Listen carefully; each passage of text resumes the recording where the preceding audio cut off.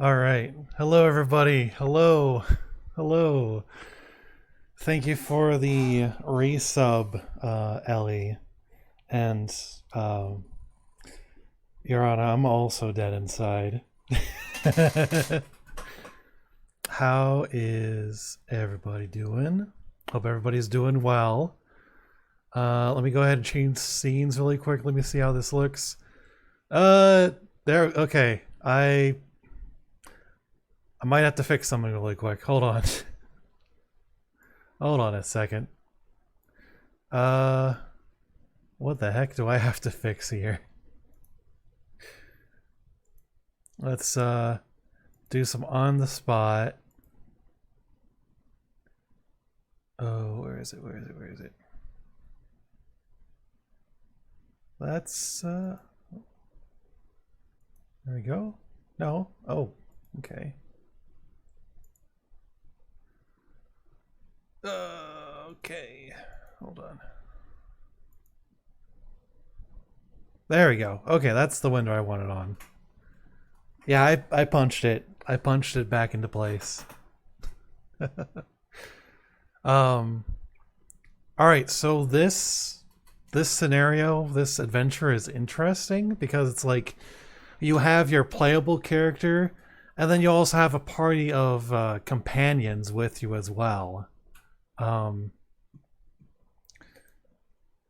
and you can have them do roles instead of you, but they can only do their roles like they can only do that like once, um, if that makes sense.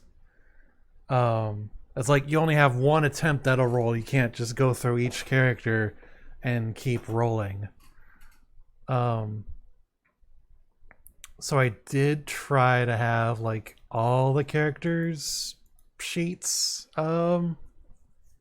available, or like put it in like a slideshow thing, but I think it might be a bit much. So I think I'll fix that so that it's our only our player character sheet, and then if you guys want somebody else to roll in our character's stead, then we can do that. Oh, and I think I might have broken this slideshow. I'll have to punch it.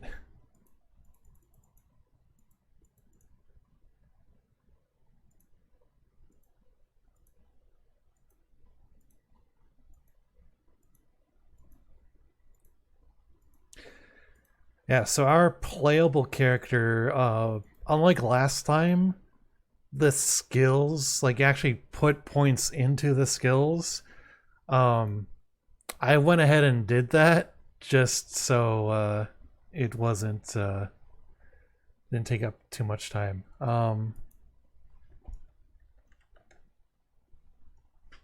Yeah, and then I will have to step out at around like probably in about like 40 minutes or so, because I gotta pick up my fiance from work. But other than that, you all have my undivided attention.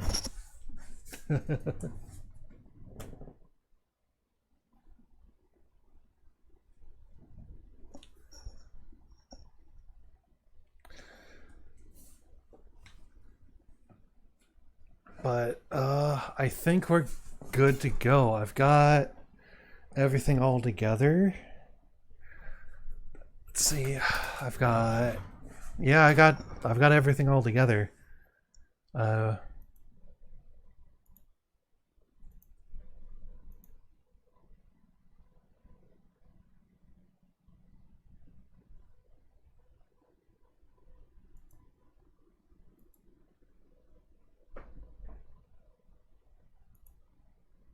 I'm guessing. Well, is everybody else ready? I'm gonna assume so, and we can just go ahead and get started.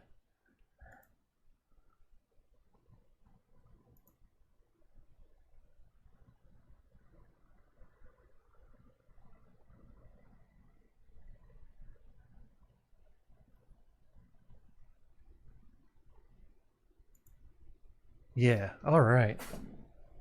Okay. Yeah, I know last time I had the player character be female, but this time I kind of wanted to do something more um, gender ambiguous. Because our character's name is literally Dr. L.C. Nadelman. And I figure we'll just go with that.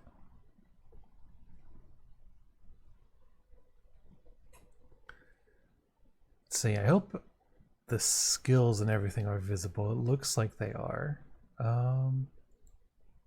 Actually, let me see if I can get away with... okay, there we go. Let me open up the stream in another window just so I can keep an eye on everything. Let's go Sapphic again. Shakes everyone's hands. All right.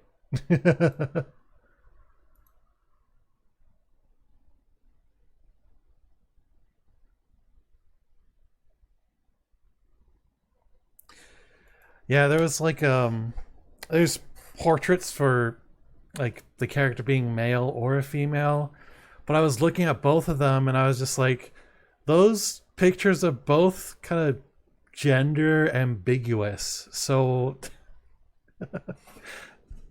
I don't know. But anyway, we'll go ahead and get started.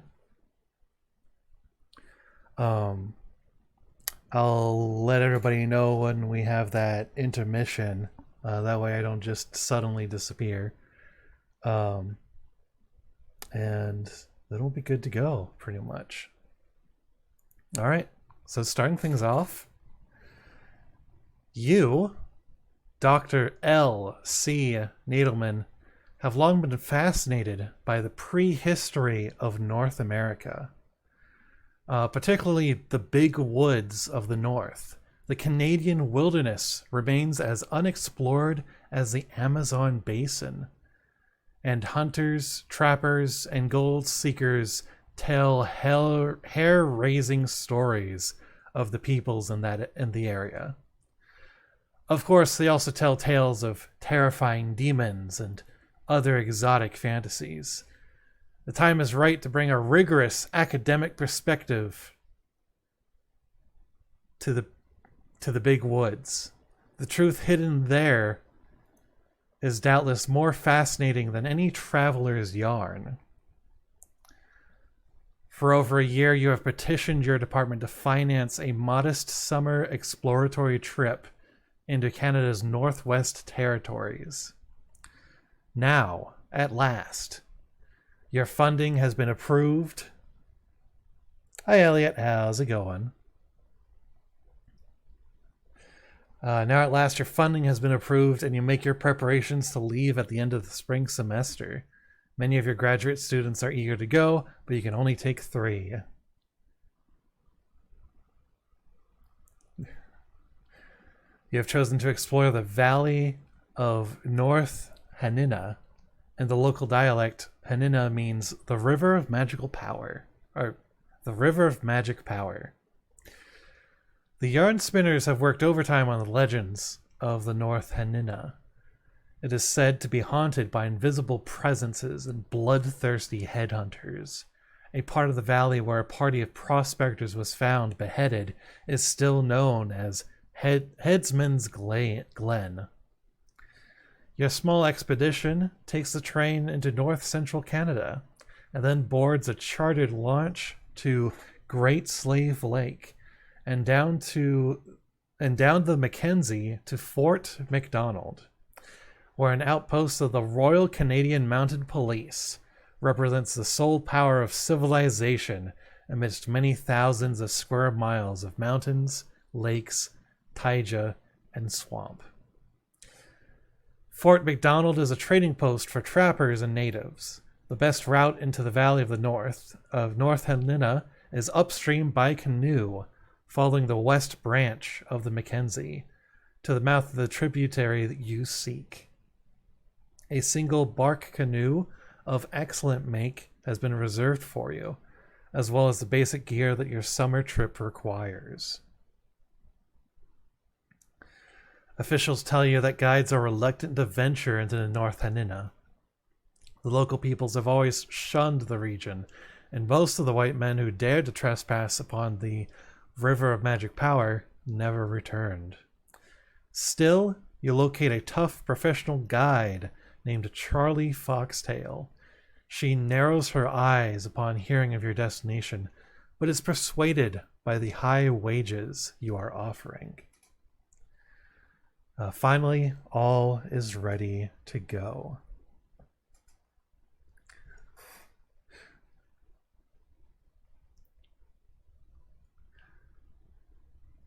Oh yeah, yeah. This year has been rough on like everybody I know. Um, and we're only in March. Yeah.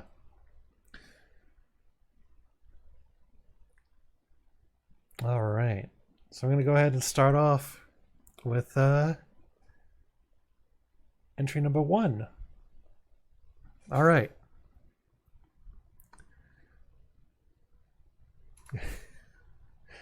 Remember when we thought 2020 would be a good year? Oh, yeah, I remember. Pepperidge Farm remembers. Misty oblivious society we were. Oh, it only took a global pandemic to kind of throw a wrench into everything. But anyway, gonna go ahead and start reading the next part.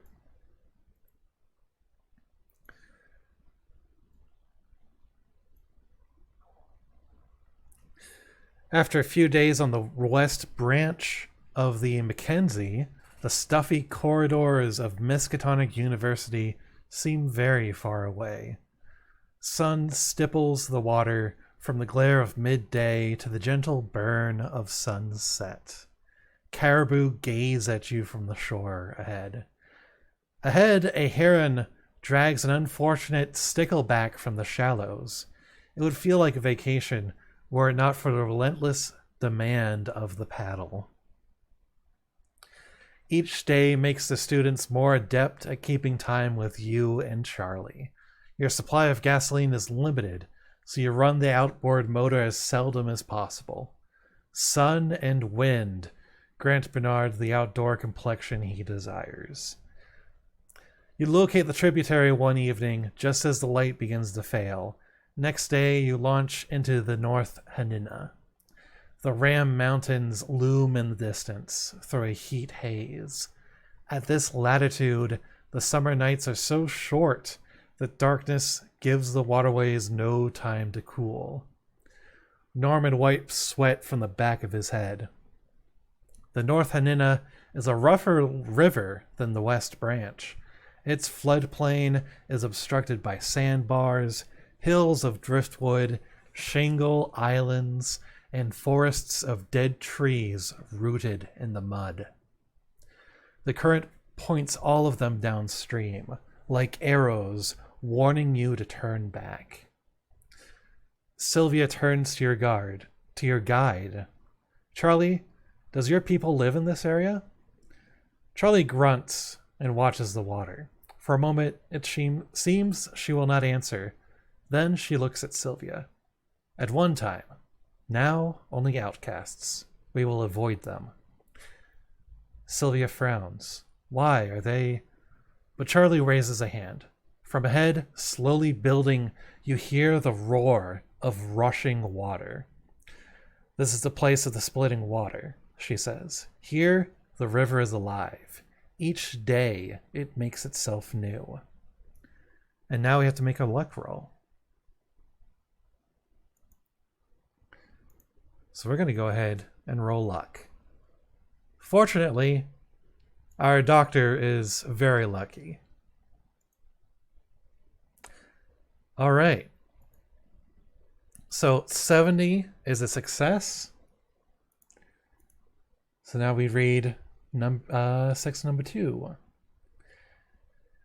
The expedition spends the day working through a baffling network of waterways. Sometimes you're forced... Oh, wait, hold on. Yep, sometimes you are forced to back down impassable channels to find an easier way. Sometimes you blunder across the heads of powerful chutes and are swept along with them. At certain points, your party has to wade in waist-deep water, inching the craft along by hand. Oh, eat time for you, Elliot. All right, have a good night.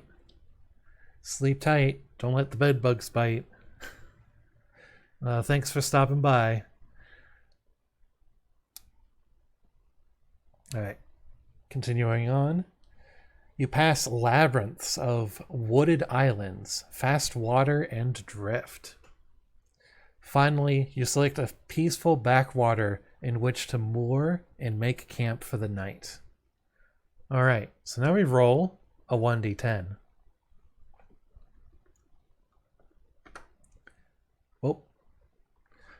If our result is even, we go to section 4. If the result is odd, we go to 5. It is even. So we go to section 4. You take first watch that night, while the others sleep after an exhausting day. The brief darkness is disturbed by the splash of beavers in the stream, the trilling of insects, and the hoot of a great gray owl. And now we make a listen roll.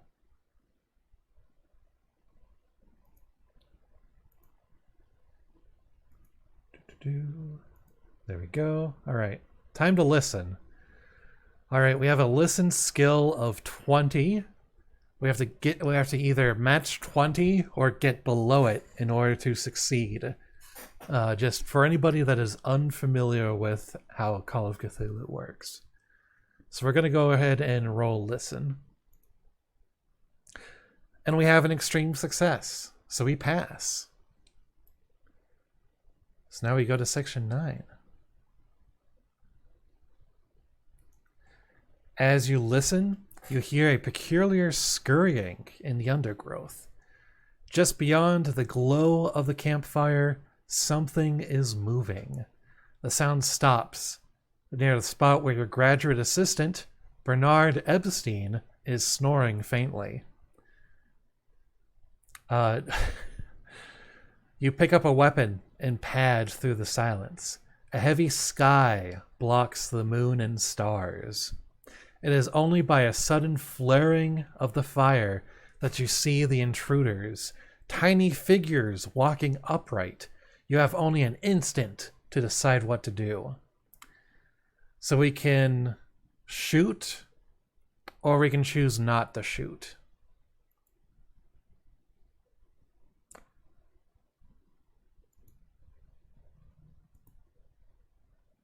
And now I have to try to remember how to do a poll.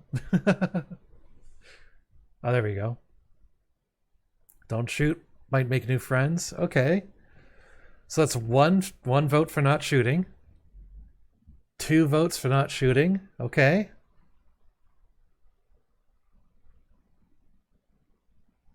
Don't shoot. All right. 3 votes for not shooting. I'm going to go to 17. We can save you some time. Yeah. All right. Startled, the apparitions vanish into the brush. You yell to wake your comrades. They spring from their bedrolls, rifles in hand. What is it, Doc? Gasps Epstein. You explain that you saw strange little beings standing over him as he slept. Charlie gasps. We cannot stay here now. We must leave the North Hanina. You ask her to explain, but she only shakes her head. Charlie does not seem like a woman who is easily frightened. So now we make a persuade roll.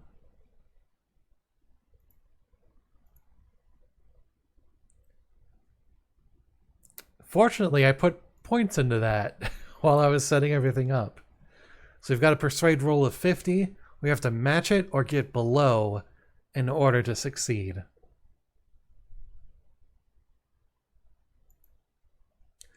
It is a failure. All right. Well, there we go. 77 is a fail. So we're gonna scroll down to 26. The argumentative style that serves you so well at Miskatonic University does not wash with your native guide. Charlie nods at your words, but makes no response. You become weary of trying. Eventually, you let her deal with it in her own way. I do not feel like sleep tonight, Professor, she says. I will take the next watch. Something about her tone disturbs you. It's time to make a psychology roll. So, psychology roll, skill of 50. Let's go ahead and roll. That's a hard success. So, we succeed. Time to go to 410. All right. So, jumping ahead through the book.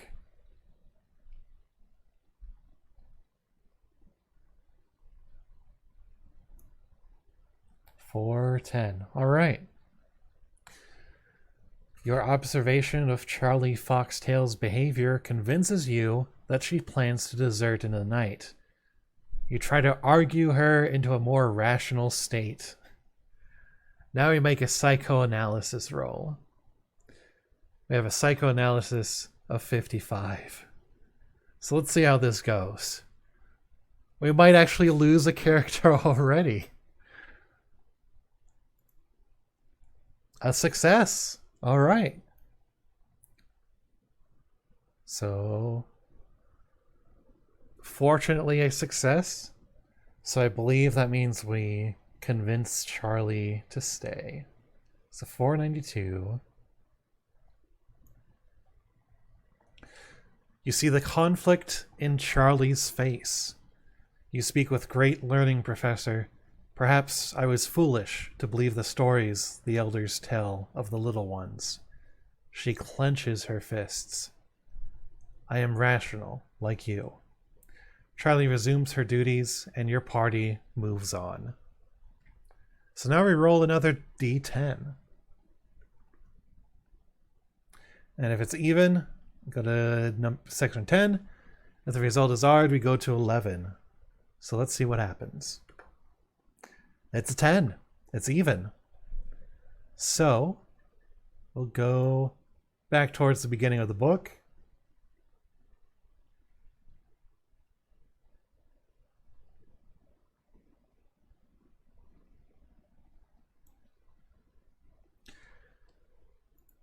At the dawn, you set off again. The day turns into a scorcher. Rocks in the stream are hot to the touch. There's beauty under this shimmering heat, too. The wet sands by the water's edge are hidden under a vibrating carpet of blue. A host of small azure butterflies basking in the warmth. Pausing a moment from your canoeing, you scan the shores for any sign of life. You catch a flash of someone standing by the river shore, half hidden by a bushy juniper. Before you can adjust your binoculars, the stranger is out of sight.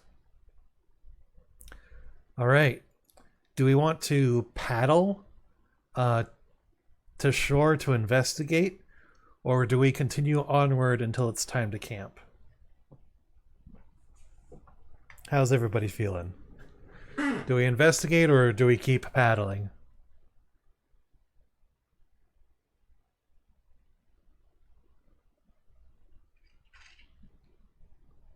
Snoopy Snoop. Investigate. All right.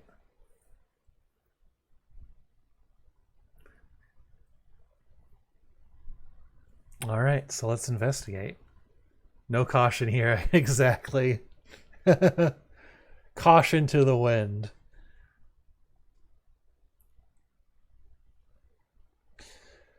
When you turn the canoe towards shore, Charlie grabs your arm. Professor, my people avoid this valley. It is under a curse. Do not chase the devils who inhabit it. It is not the first time you have heard such superstition from a guide, but there is an urgency to Charlie's words that unsettles you. All right.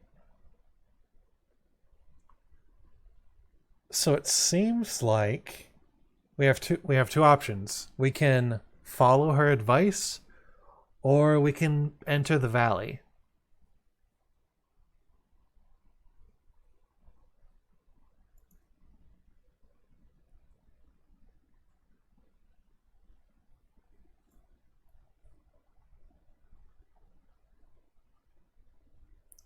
Follow her advice. Oh, so much for no caution. Into the valley. Okay. All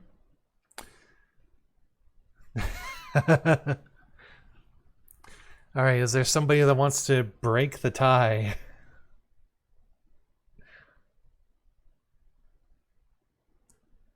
Fuck it. Into the valley. All right.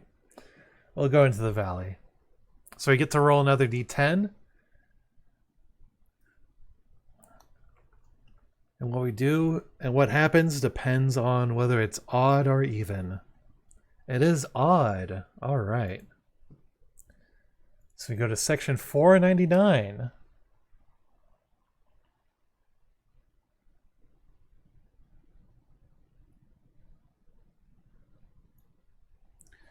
All right. Odd means we win, right? I hope so. Beside a bush, a tiny man lies wounded, with a hole in him the size of a shotgun slug. He is, incredibly, still alive. When you approach, he tries to crawl away. You try a simple phrase in the dialect of the closest known nation, but the little creature only hisses. He is an amazing specimen. Strange gray skin, exaggerated features, odd proportions in his hands, and prehensile feet. If he is not unique, his race departs more from the statistical norm than any that you have ever studied. His species may not even be human. You lay blankets over him and try to spoon him broth. He refuses to eat, lapses into unconsciousness, and, by dawn, dies. All through this, Charlie acts like an agitated tigress. It was a puck-woogie, she mutters when you press her. An evil little one of the night. If there is one, there will be more. We must leave this valley. You try to spoon him broth. try to feed him broth. So do we want to argue with Charlie, or do we want to bury the dead man and continue downriver?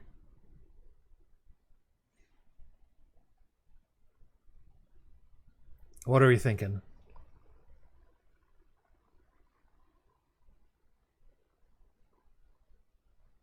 Deaf bury him? Alright.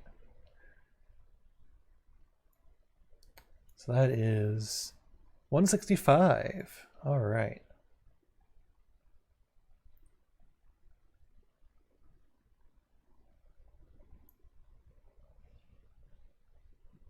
He'll come back as a grateful ghost and save us? Oh, I hope so. I hope so.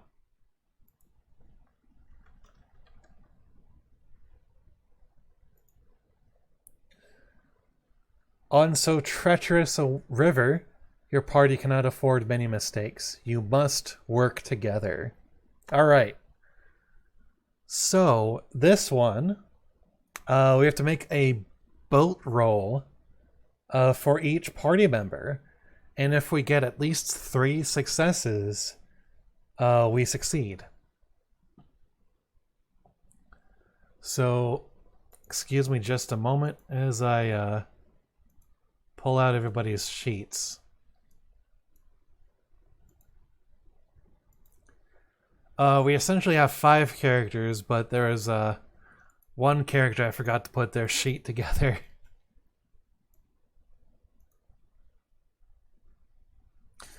All right. So give me just a second here to try to organize all my windows.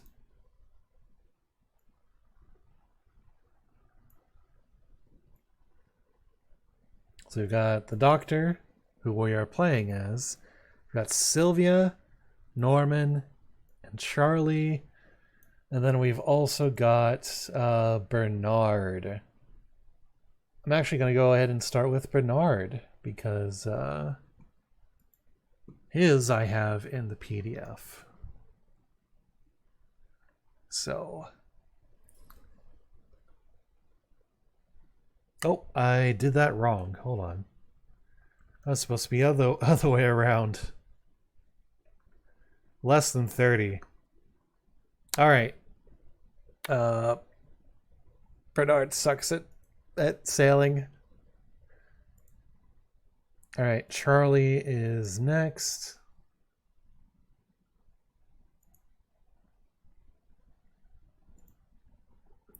Charlie fails.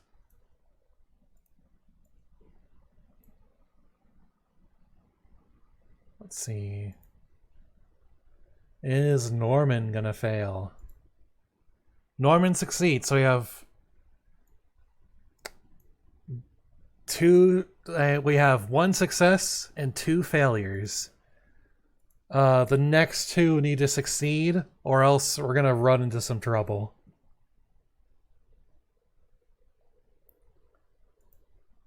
Another success? Alright. And then 1 more from the good doctor themselves. Alright. Needs 1 more success in order to pass. We have a boat skill of 25. We have a 1 in 4 chance of passing. And we succeed with a 19. Alright, so 3 successes out of 5 attempts.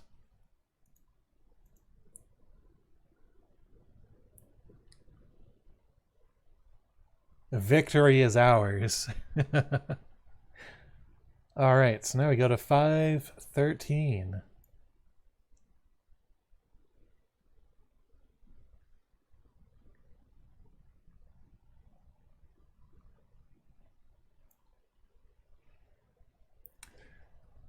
It's time to decide the course of your expedition.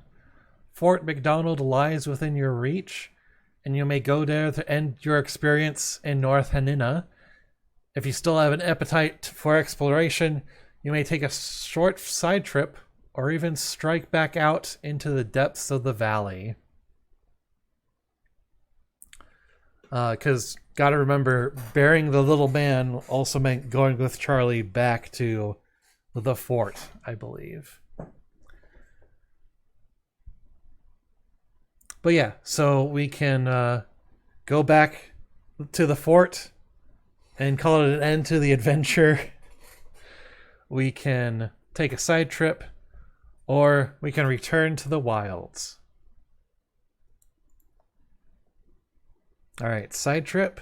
I've got 1 vote for side trip. Our adventure has only just begun. Side trip sounds dope. All right. Yeah, so we'll go ahead and do a side trip. So 594. All right. Of course, you must return to Fort McDonald, but there is time for 1 last side trip in hopes of learning a little bit more about the North Hanina Valley. Alright, we still have all of our companions, So you go to 602. When you announce your plan, Charlie looks at you like you have lost your mind. She draws herself up. It is foolish to return to that evil place. I will not go. All right. Do you want to give up the trip? Or remind Charlie who's paying her when the trip is over? I'm gonna presume that you guys want to keep adventuring, so let's just 603. Let's remind Charlie who pays her when the trip is over. Onward to adventure, exactly. Your threat obviously impressed Charlie. Rather than end up with nothing for this trip, she sneaks off during her watch at night, taking the canoe and a share of the supplies as settlement for her efforts. You can see from the eyes of your students that they are also uncertain about your plan. Oh no, we've lost Charlie. Very rude. All right. So we can continue upriver without a guide, take a route back, kind of a detour back to the fort, and keep an eye peeled for new discoveries, or accept the situation and return directly to the fort. I think the latter two options are basically the group still giving up. So I would lean towards striking out upriver without a guide.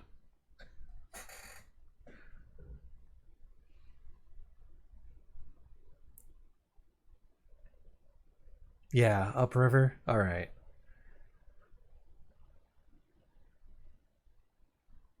Okay. You contemplate possible routes with your students. All right, we do not have a keyword. Let's say to explore a nearby canyon, to follow the river. Okay, to explore a nearby canyon, go to 90. To follow the river, go to 60. To use the mountains as a landmark, go to 56. To gain elevation where you can go to 552. To explore the deep woods, go to 461. All right, so we've got a few options.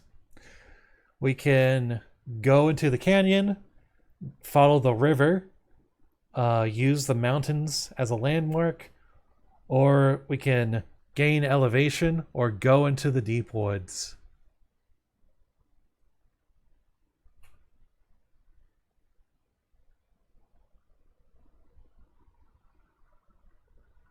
Gain elevation, get an overhead view. Sounds like a good plan to me.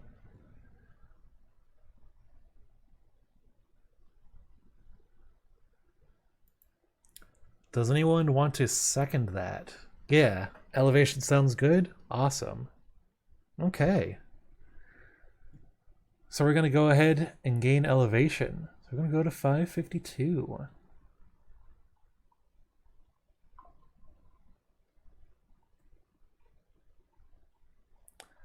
$552. All right. You pause to get your bearings. Forced uphill by the sloughs along the riverside, the four of you laboriously hack through brambles and thicket. As your group passes close to the lip of a slope, Bernard catches your elbow. "Look there, Professor," he says. From your lofty perspective, you gaze down and gasp. All right, so we have the keyword tangent. Now we go to 448.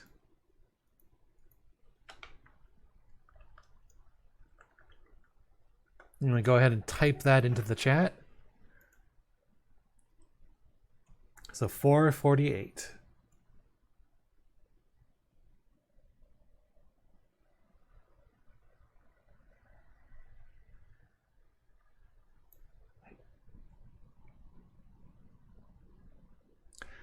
astonishing. Who would have expected to see such a thing in this primitive land? It is a gigantic circle, over 200 feet in circumference, made of boulders and huge slabs of limestone, placed with great engineering skill to form a wheel. From the center of the wheel, 28 stone spokes radiate in precision to a well-defined perimeter. At the center of the structure is what appears to be a small ceremonial building, shaped like a beehive. Your dizziness increases as you slide down the slope and cross the outer ring of stones. You begin to hear a ringing in your ears and a roll, like a crash of distant waves, like the strike of mighty thunderbolts upon echoing mountainsides. Sylvia grips your arm. "Professor," she says, "don't go in there." She looks like she might vomit. So, alright, so do you want to go inside the building against the wishes of your party? Or do you want to head back the way you came? If we head back, we have to make a luck roll.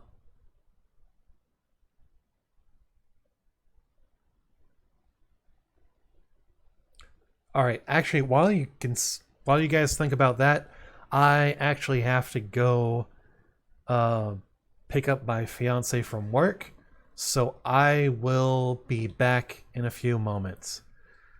Poke our nose and all the things I say. Okay, so we'll do that as soon as I get back. So we're gonna have a small intermission, and then we will continue as soon as I get back.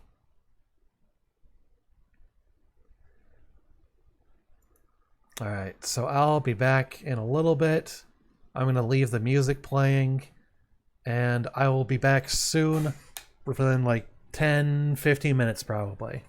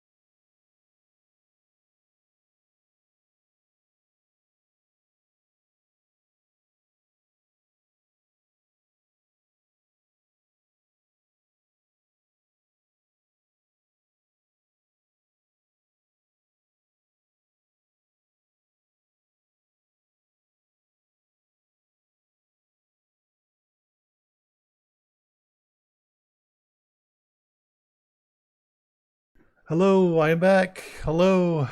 Oh gosh.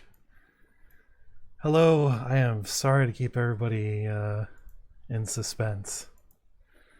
Um, is everyone still alive?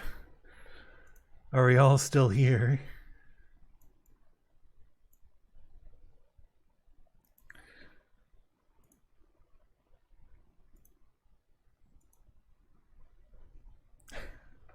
Ba. Hey Ellie. All right. I need to remember. I am for saying with the lore for a little bit. All right. Hey Max. All right. Oh, where do we leave off? Oh gosh, damn. Oh right. So be sure to watch the VOD though. Oh hell yeah. Oh man, I meant to reach out to Undead Lore at some point, but me being shy and anxious about being shy got in the way of that. But you know what? That's fine. Now that you're back, I gotta pee. Oh, go piss, girl. Go piss.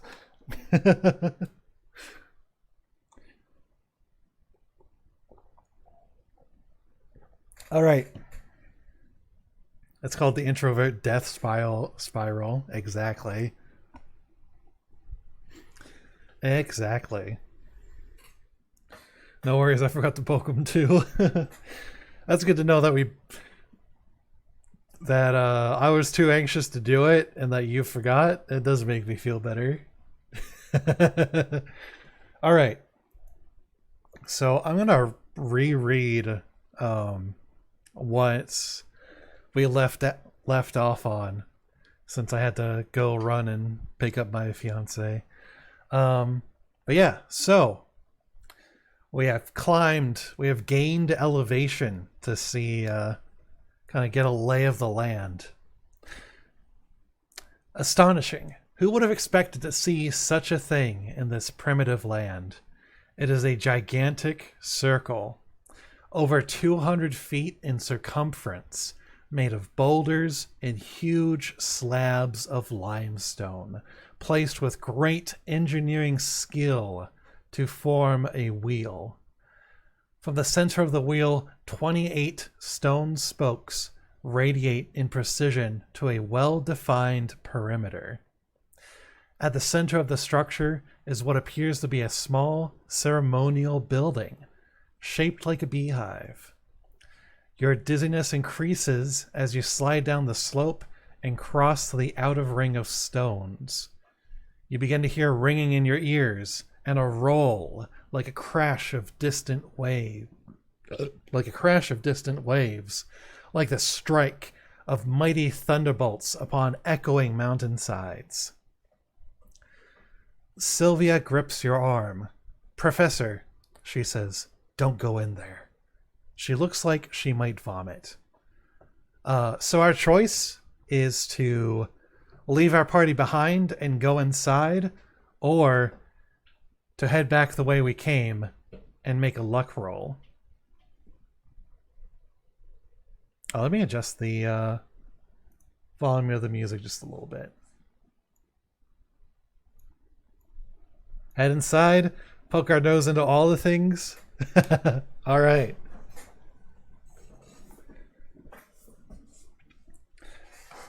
All right. Yeah, let's go inside.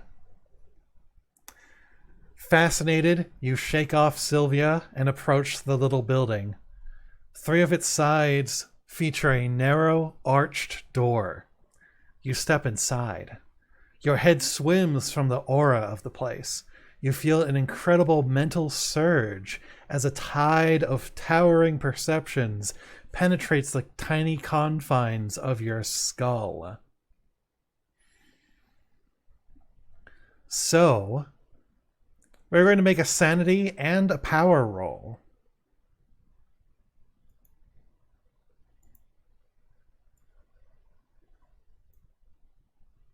So here's the sanity.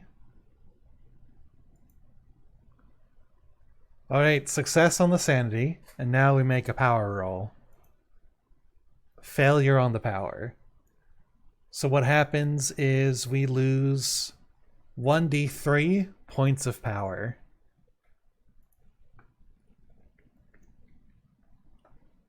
We lose 1 point of power. So let me just go ahead and edit that in really quick. There we go.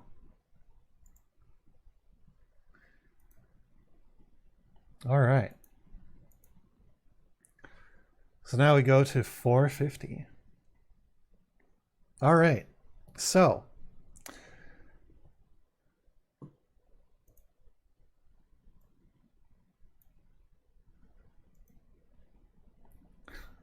but our tiny little human brain didn't explode. Yeah, that's true.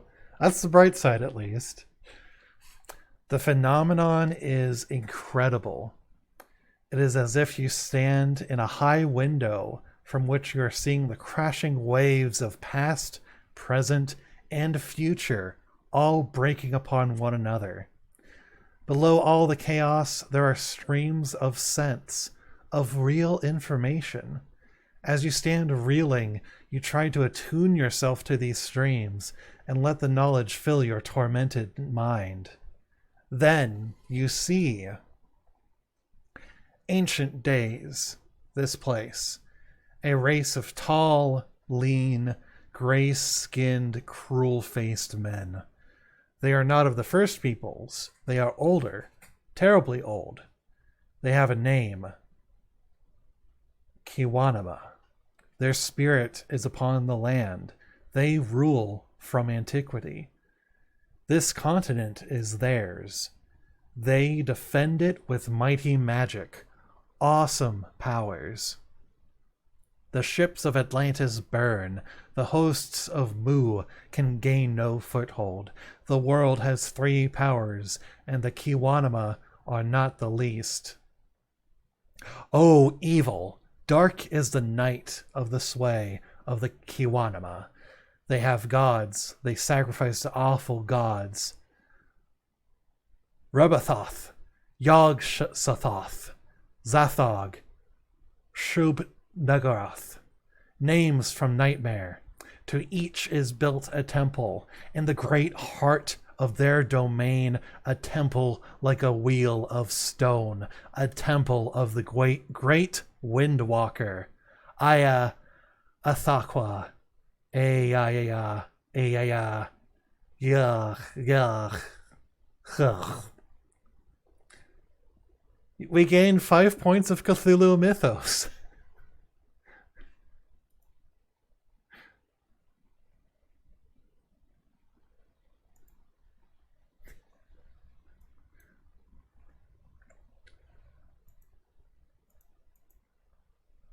We gain 5 points of Cthulhu Mythos. Thank you for the hydrate.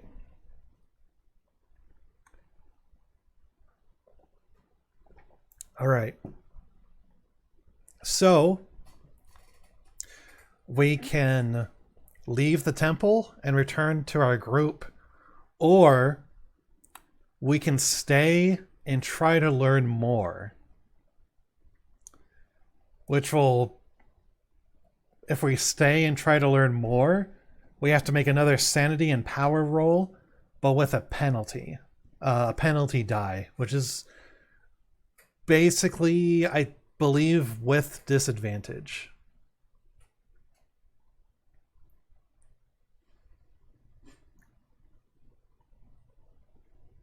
Not sure we should push our luck. I mean, you could.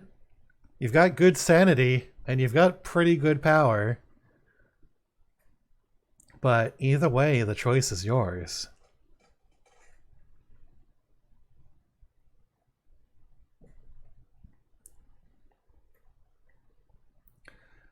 I see we push our luck. Okay.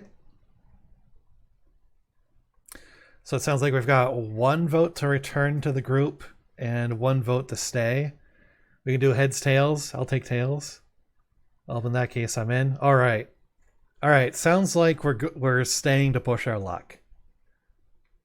So we will go and make those rolls. Hold on. Let's see. Let me make sure I know what I'm talking about when I say penalty die. Oh, okay. Okay. So how the penalty die works is we make a normal roll, and then we also roll a d10. Penalty die subtracts from what we roll, or in this case, adds on to it. So yeah, we'll stay and make those rolls. Let's go ahead and make that power roll. Okay. And then I'll go ahead and roll that penalty die. Fortunately, it's just a 3, so that would make it 60 versus 79. So we still pass the power roll. And now for the sanity roll. Extreme success on the sanity roll. And of course a 12 versus 80. We still win. Alright, so 451. As you stand before the roaring currents of time and space, your mind drinks in greater and more terrible truths.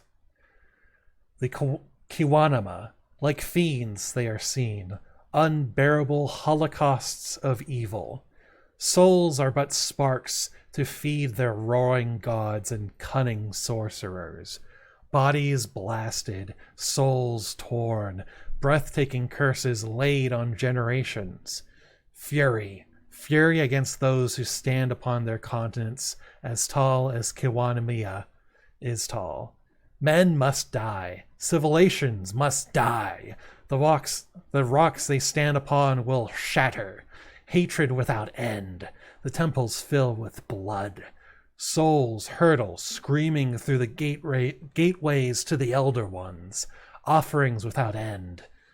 The Kiwanama prosper. The gods are pleased. Their power surges forth.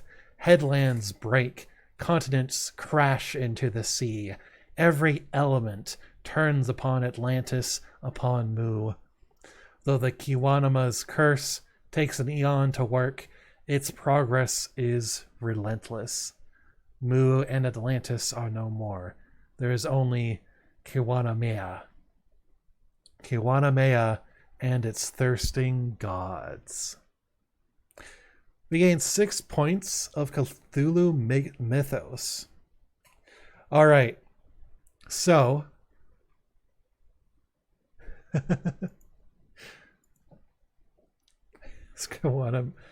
Kiwanama seem extreme, but I kind of get where they're coming from. Alright, so we now have 11 points in Cthulhu mythos. So we can stagger back to the group, or we can stay to learn more. This time, what if we stay, we have to make a sanity roll and a hard power roll. So that means if we roll power, we have to basically hit 40 or under.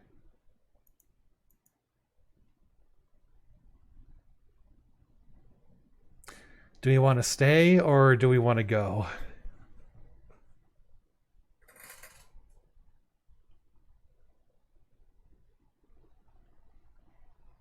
You know how I feel about forbidden lore. That said, this seems very risky. Well, it wouldn't be Call of Cthulhu if it wasn't risky.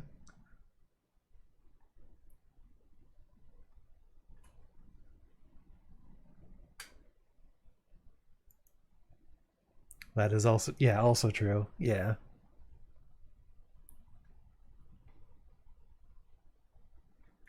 Do we risk it for the biscuit? That's up to you guys. It's up to the brain cells.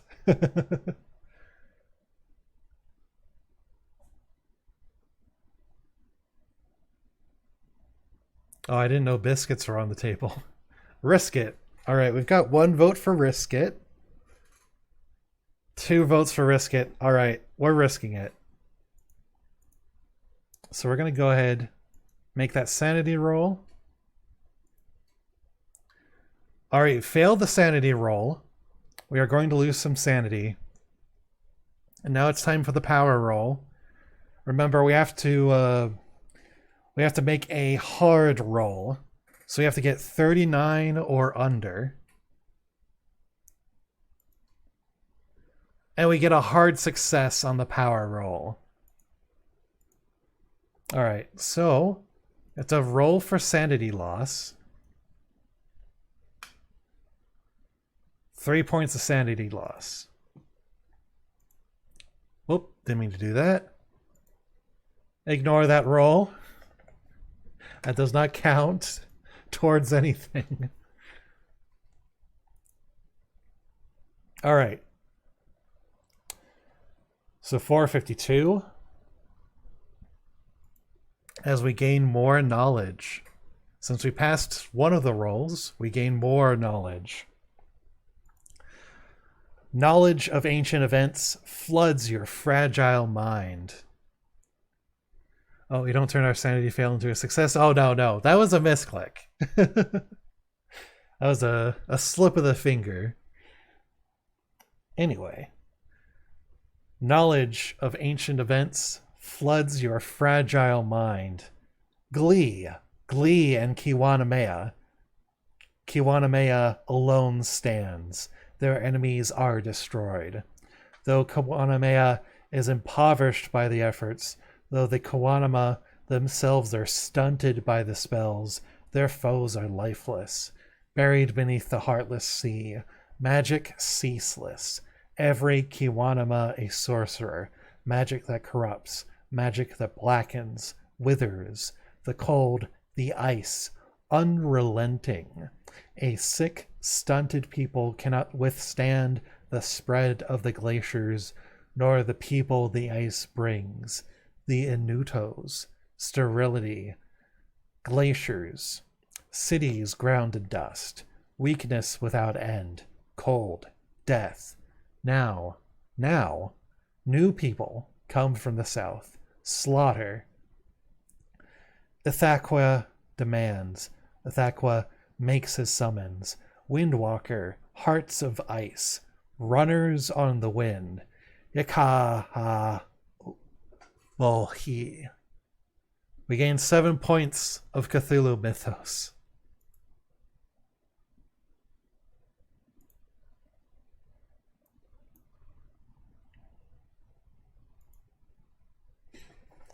All right.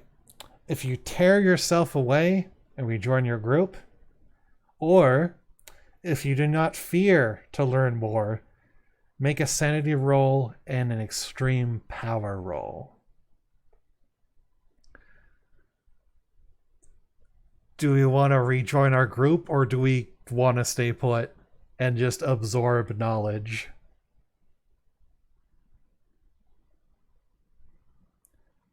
Three is a prime number. Let's call it there. So one more.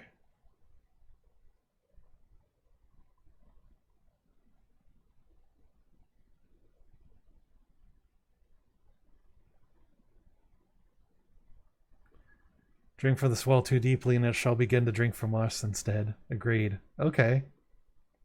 All right. Okay, yeah, so we're rejoining the group. All right. So we'll go ahead and rejoin the group.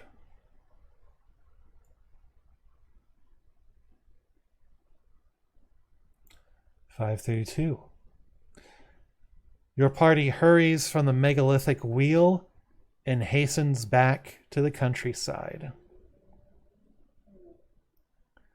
All right. So we have lost our guide since she ditched us. So we're going to go to 424. You pause at the riverside. Can you justify pressing on into the wilderness without Charlie Foxdale? Do we want to continue into the wilderness, or do we want to turn back to the fort and end our adventure?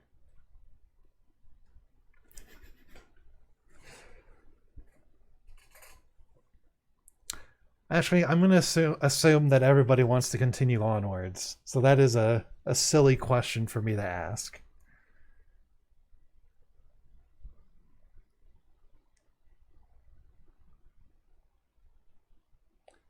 So, onwards, yes. Ever onwards. Gotta see this story through the end. Your students grumble. There's some talk about turning back. You sit down with them and talk about the harsh realities of the field and how no significant discovery was ever made by an expedition that lacked courage. In time, they agree to continue. All right, so now we get to make a luck roll. All right, we passed the luck roll.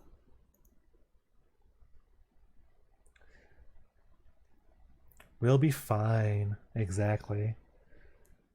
After a long walk, you discover the canyon ends at a rock wall. However, oh hey Boots, gotta look my man, but have an awesome stream. All right, thank you for lurking, Boots. Good to see you again. All right. So after a long walk, you discover the canyon ends at a rock wall. However, a stream pours from a fissure in the wall. Once you draw close, you glimpse a large valley beyond. The current is swift, but it may be possible to wade through to the other side.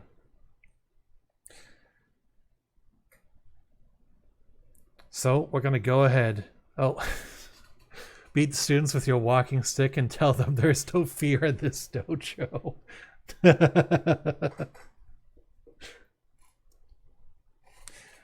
All right, so we're going to attempt to go through the fissure. You secure your gear and inch your way along a submerged ledge, fighting against the rushing, knee-deep water. It narrows at the fissure, and there the hazard is greatest. All right, we're going to make a dex roll for our good buddy Bernard, one of our students. So he has a dex of 60. So he has to make a 60 or lower.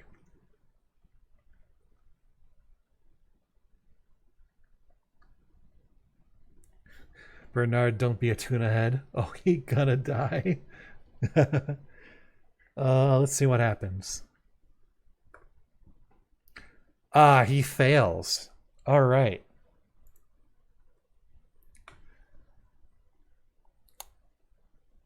Okay, so we go to 643.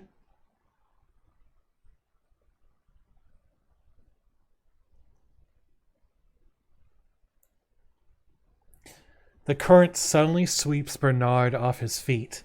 His cry is lost as he disappears beneath a surge. Okay, we have to make a swim roll for him now. Let's see, he has a swim of 40.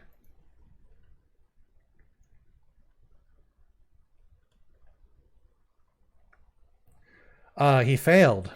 Oh no. All right. You know, and this was just after we gave our students a pep talk. Rupture Bernard, I would have survived. Your party struggles back the way they came to reach Bernard. As you watch him flail, the current tosses him backward, and his head is thrown against a pointed crag. You hear the sickening crack of impact and see the tiny blossom of blood in the water. He goes under, eyes wide, mouth hanging slack. As he sinks, the body is carried away. Norman urges pursuit, but Sylvia meets your eyes, and you both acknowledge the truth. It takes a moment for her to convince Norman. We're going to press on. So 125. With a touch of dread, you study the submerged ledge that runs through the fissure. But daring the rushing water is the only way to reach the canyon beyond. It is time for us to make a luck roll.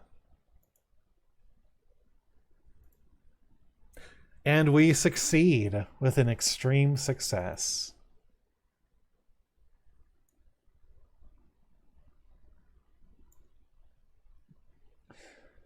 The three of you make it through the fissure safely. At your first breath of the interior air, you pause in wonder. Only in the tropics have you smelled air like this. The air is humid, thick, with the odor of rapid decay. It takes no more than a few yards of walk to see that the foliage around you is lush and utterly different from the growth of the taiga. You have heard theories.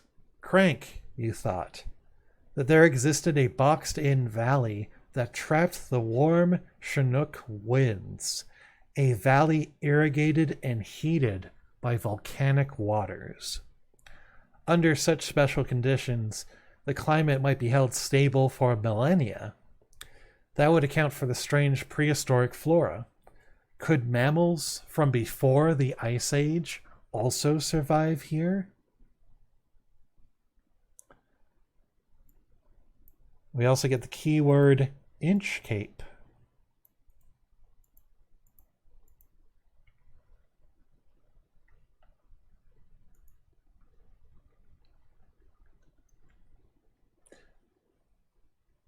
Oh, I think my sound alerts might not be on this page. Hold on, give me a second.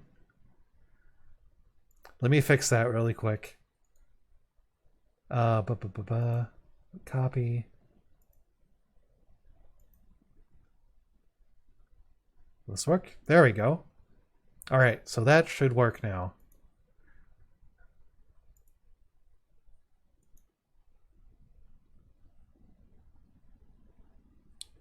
Here, let me do the wow for you.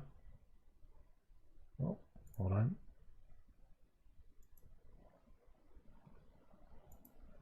So my points don't go to waste.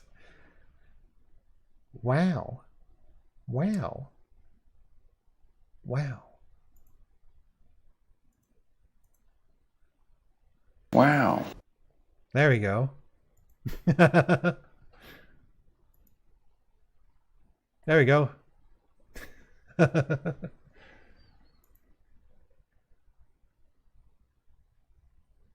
Okay. You did pretty good, honestly. Oh, thank you. Wow. So many wows. All right. So we can turn back and leave in hopes of raising a serious expedition, or we can go further in and gather specimens now. What does everyone want to do?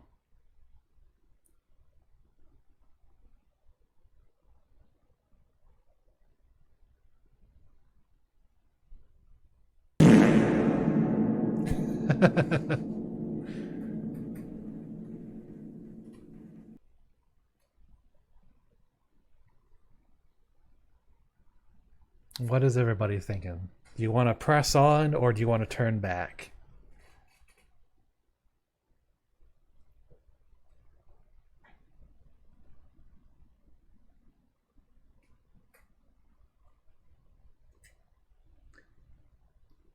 Press on. All right. Yeah, let's press on. Okay. So 225. All right. You quickly confirm your discovery of a readout of unprecedented prehistoric survival. Animal tracks attributable to no modern beasts of the north abound in the sand and bubbly mud. However, your specialty is anthropology. Your paleontological studies have been limited. So we can make a natural world roll.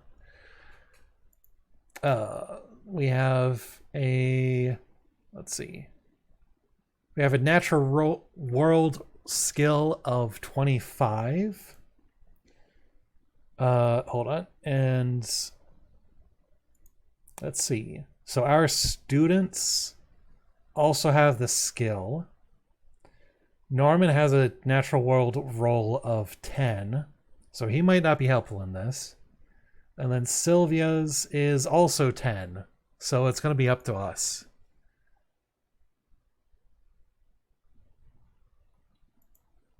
Let's see. Yeah, so let's go ahead and make that roll. That is a failure. All right. 275. Plants of every shape and size grow all around you. You fail to recognize any as unquestionably prehistoric. You recall how long it took to secure funding for this expedition. Some physical proof might be required to mount another. A mammoth eats 2 of your students.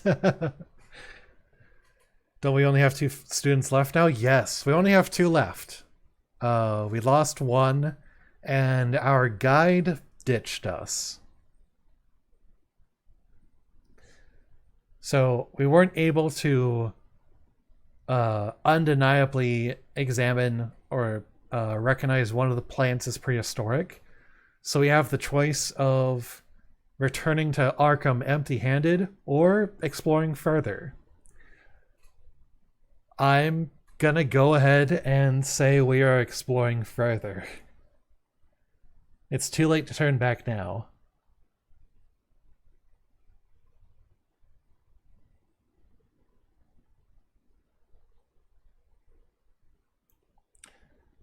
You seek unusual animal life. You are successful. Let's roll a 1d10. Depending on whether it's odd or even, we're going to get different results. It's even. All right. So 273.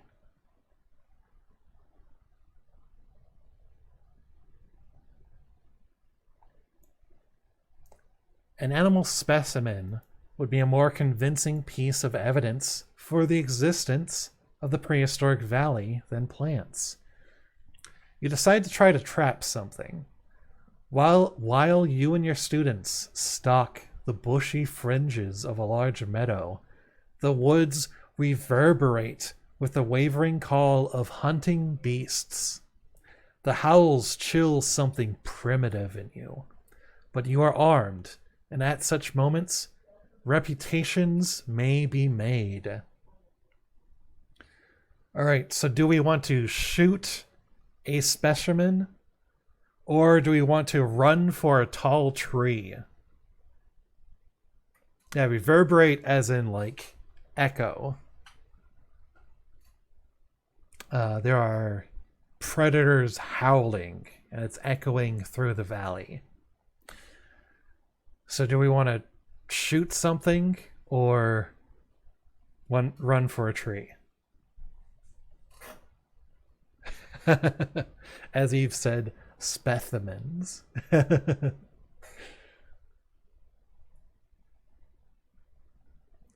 Tree so you can see what's up better, hopefully.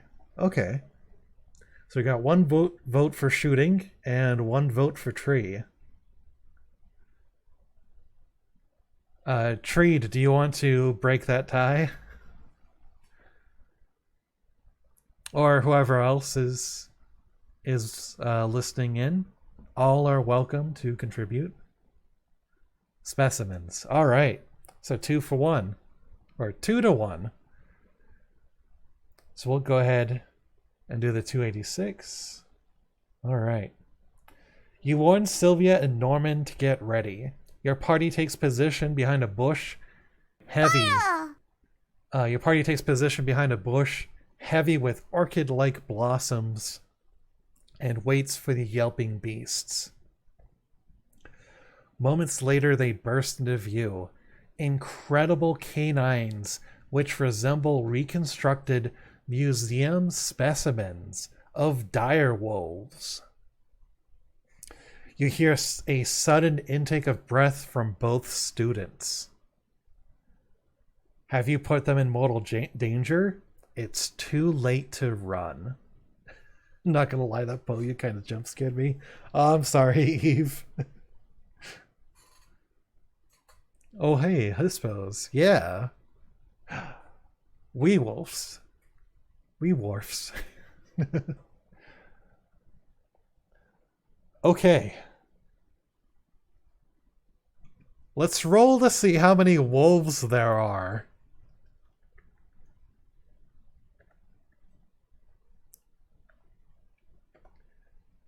There are 8 wolves. Each member of our party may fire twice before the wolves are upon us. A successful hit will drop one of the pack. So let's get shooting.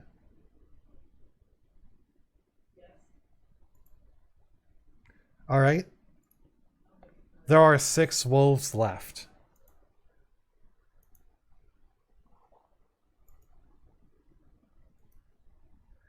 There are still 6 wolves left. Norman fired and missed.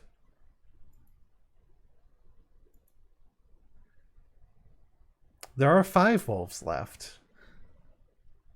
Sylvia was able to take down one of them.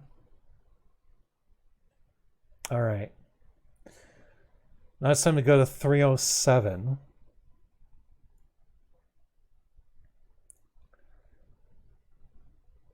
The wolf pack hits your group and scatters it.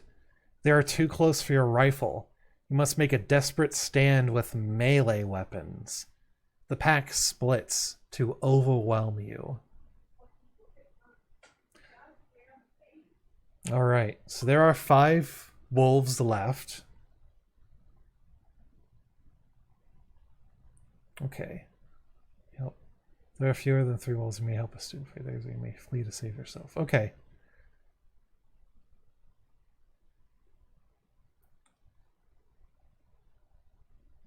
Okay, this might take me a moment to read. Guess we're wolf poop now. How disappointing. Sure, just let us go nuts in that cave. All right.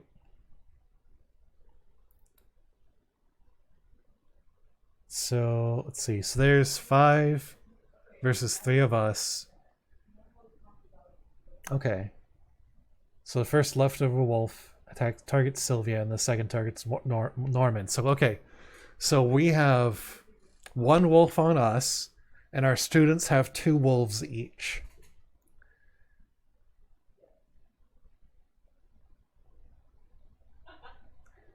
And have 15 hit points each if you win the fight without a wound. Okay. You survive but have taken damage. Okay. Alright. So there's a number of... Okay, so... Okay, so... Do you want to run and try to save ourselves? Or do we want to just fight the wolf that has us targeted?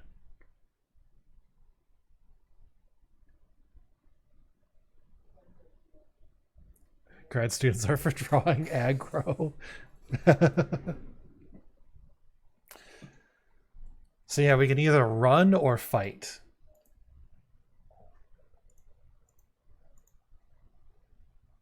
Fortunately, we do have weapons. We have a hatchet. Actually, let me double check that. Yeah, we have a hatchet and a knife. Honestly, it feels pretty on brand for the main character of a Cthulhu adventure to bail on his party. All right. Yeah, it does sound on brand. All right, so we've got 1 vote for running. Do we want to run or fight? We are fighting 1 wolf, and our students are fighting 2 each. Agreed, plus I believe our strength is the lowest stat. Yeah, your strength is pretty low.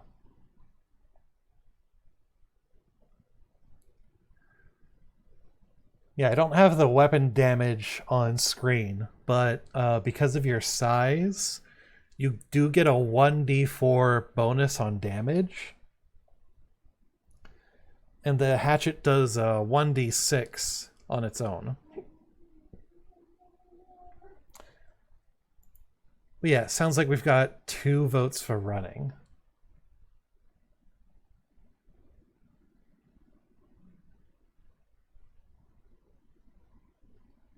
Alright, we're going to go ahead and run. Didn't notice size, but I'd say run. Yeah, alright. Welcome to Academia, idiots. Rip to Sylvia and Norman. It's 271. Oh. Yeah, we're going with it. Okay. So Sylvia is on the ground. Her neck is torn open. She is beyond help. Norman struggles with a brute of a wolf. His hands and chest are covered in blood. If you have a rifle, which we do, you may fire at the wolf attacking Norman, or you can join Norman and fight hand-to-hand combat. Norman has lost 6 hit points. The wolf has such and such attack. Alright, so do we... Hold on. Yes, we can take a pot shot in our flight. Yeah, that's what it sounds like.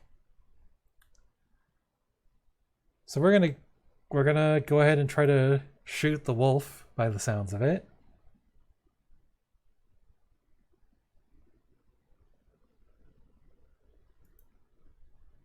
That is a success. And that is 2d6 plus 4 damage.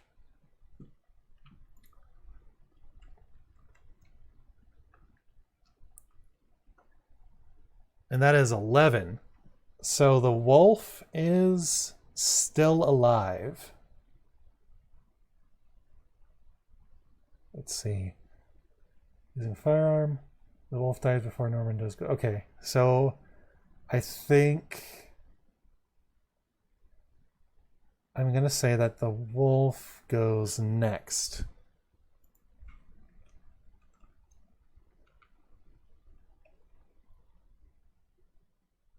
The wolf succeeds. Let's see. And let me double check how many hit points Norman has. Sylvia's dead. Rip. I would have survived. Okay, so Norman's lost 6 hit points. So he has 8 left. Then we're going to roll for the wolf's damage.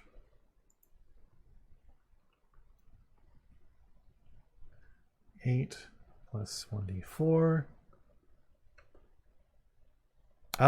6. All right, so Norman's going to take 6 points of damage.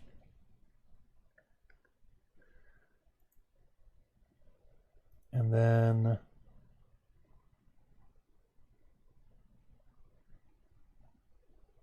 we're going to say Norman is fighting hand to hand.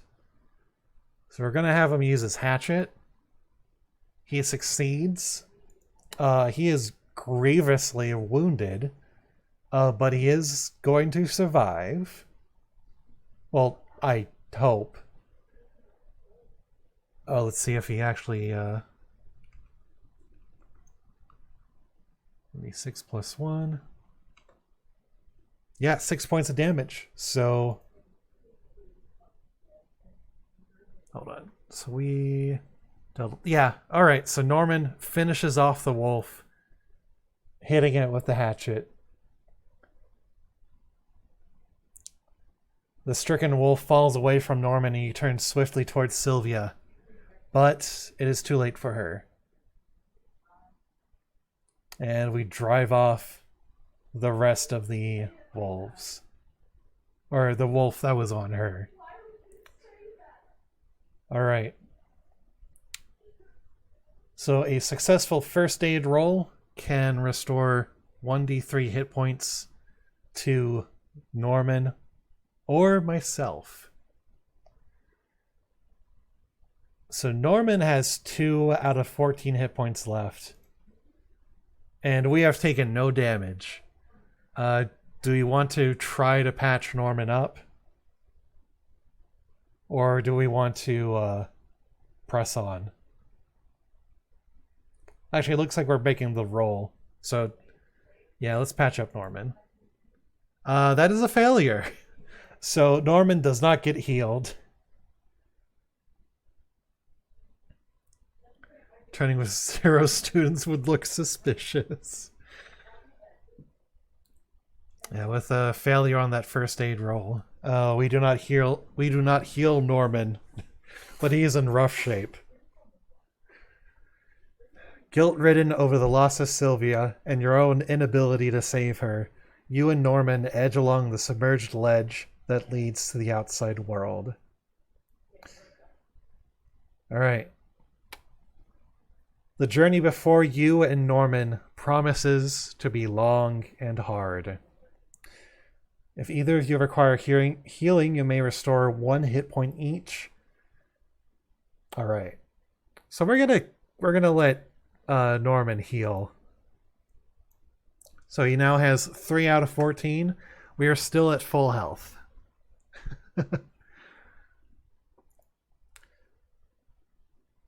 Okay, so we have a few options. Do we want to... So it sounds like we're going back to... Yeah, we're going back to the outside world. So do we want to take a direct route? Do we want to follow the river, search for existing trails, explore rocky terrain, or make camp and try to regain some strength?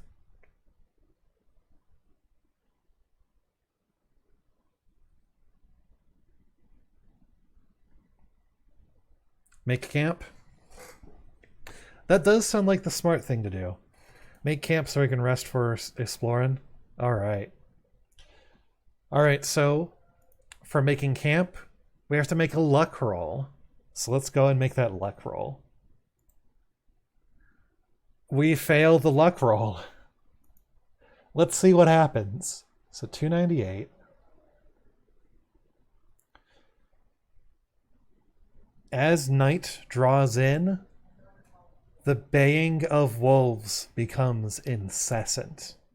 You catch Norman's eye and see his nerves are worn to the snapping point. When you chance upon a cave, it seems wise to stop there for the night. Your luck seems to turn, as you are able to kill a snowshoe hare for supper. As the two of you chew its stringy meat, the woods fall silent. The owls, the crickets, even the wolves cease their calling. Some unseen menace pervades the twilight. Perhaps Norman's mood is rubbing off on you. We have 2 choices. Do we want to douse the flames to conceal ourselves? Or do we want to stoke them higher and try to keep warm?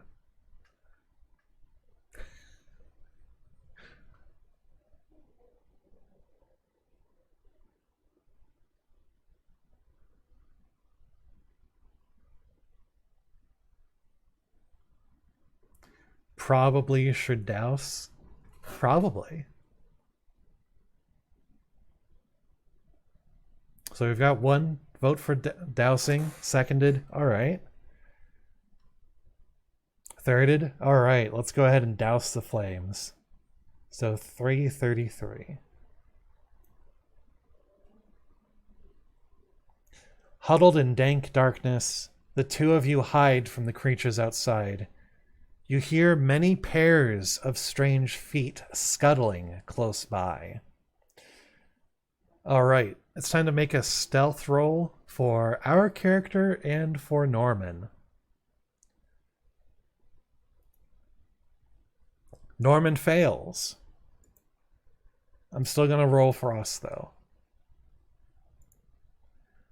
We succeed. So we go to 335.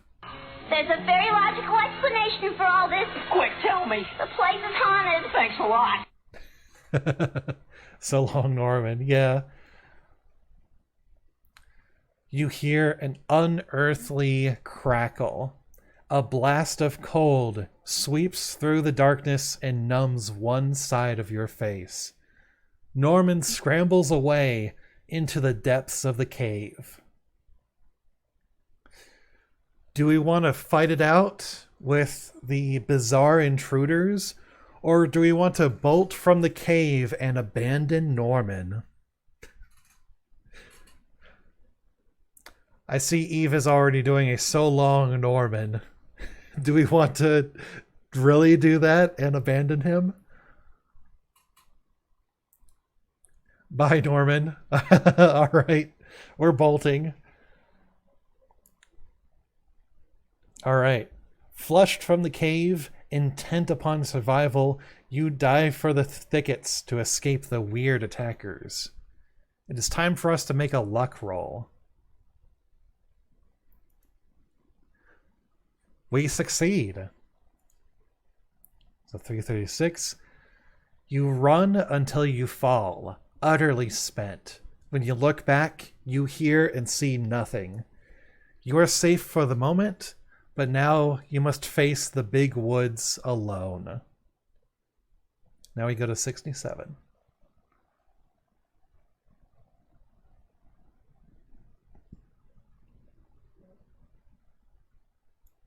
All right.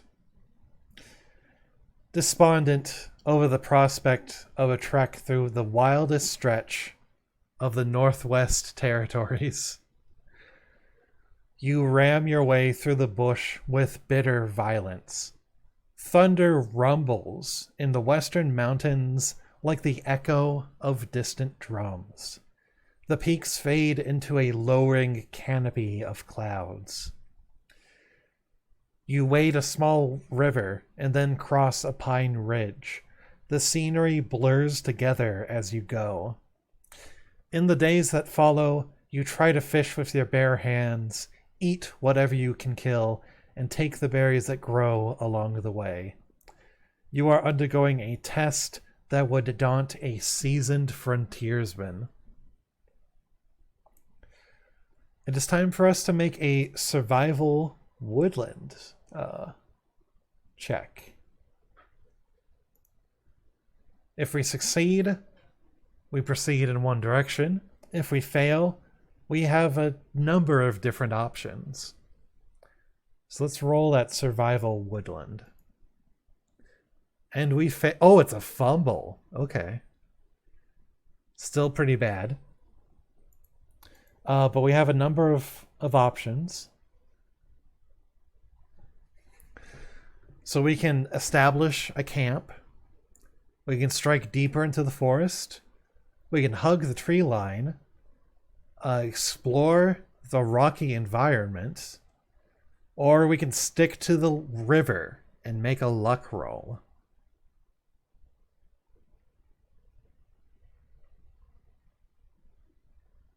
I know, it's a lot of options.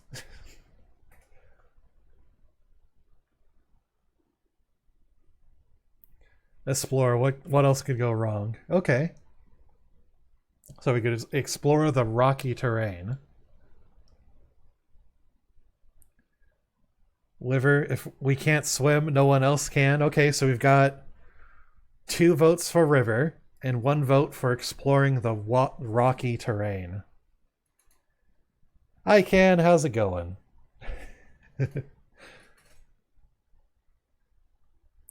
I'm going to give Treat a chance to vote too.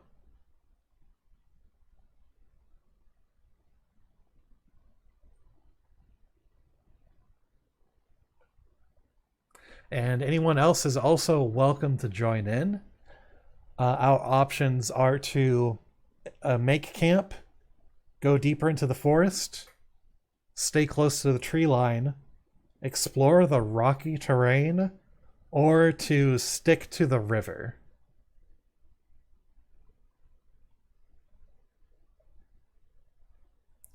So we've got 2 votes for river and 1 vote for exploring the rocky terrain.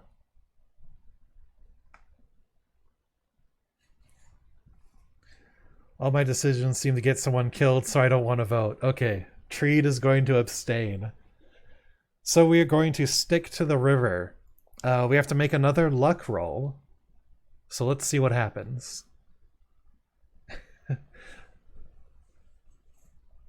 Hey, let's call it Cthulhu. It's very common for characters to die. The cool thing about Call of Cthulhu is that character creation's super easy.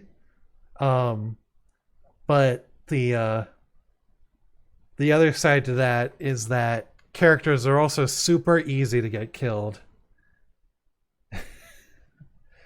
Yeah, last time I did this, our character drowned right at the very end of the scenario.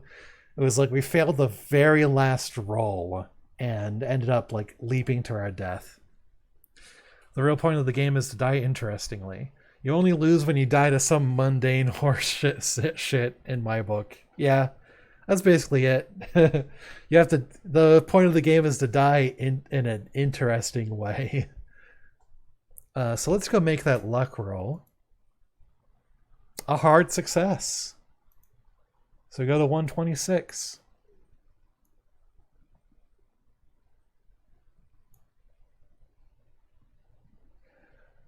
The shore seems devoid of berries, game, or anything else to eat. Your concentration and reflexes noticeably impaired. You are reduced to wandering the shoals of the riverside, attempting to spear fish with a sharpened pole. Around one bend, however, you find an abandoned canoe. Do we want to use the canoe and dare to traverse the rough water, or do we want to leave it behind?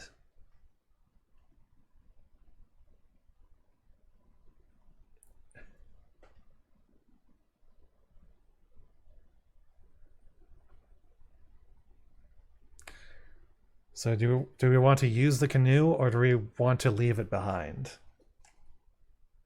Use it. We've got 1 vote for using the canoe to dare the rough water ahead. Boat ride. 2 votes for boat ride. Gonna wait for 1 more vote.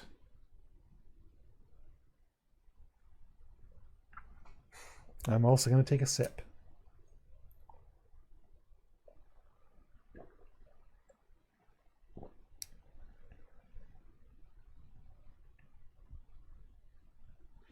Boat? All right. We're going on a boat. So 242. Bodie McDeath face. All right, 242. You climb aboard the canoe and set out downriver.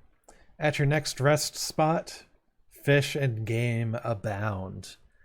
A good meal does wonders to restore you. At last, you come to the treacherous segment of the river that Charlie Foxtail called the place of splitting water. And we get to make a pilot boat roll. We have 25 points in that. We have a 1 in 4 chance of succeeding. We have to match either 25 or under. And we fail. So we go to 514.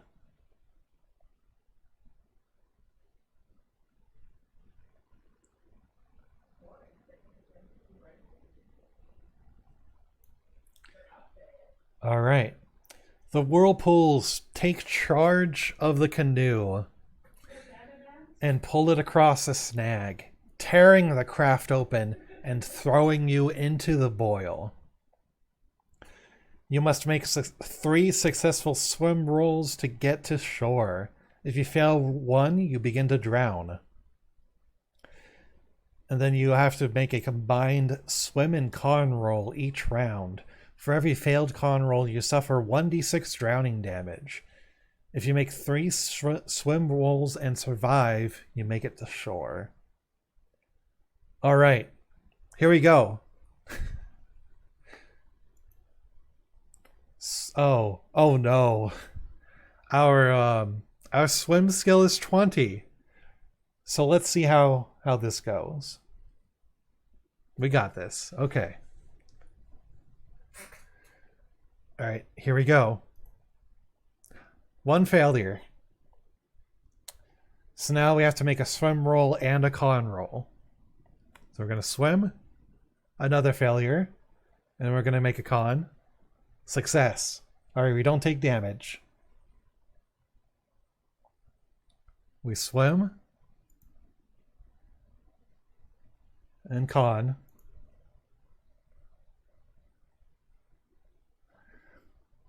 We swim. And con. So I'm imagining our character is just flailing in the water.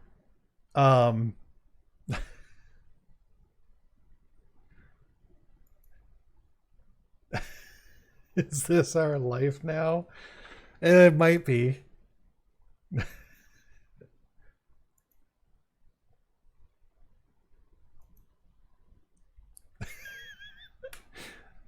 Yeah, I think we might just be perpetually swimming or trying to swim and not drowning.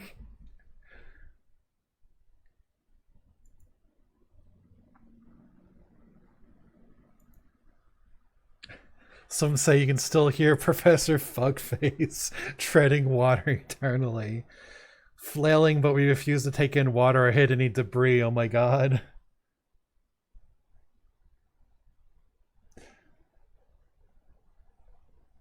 Okay, hold on.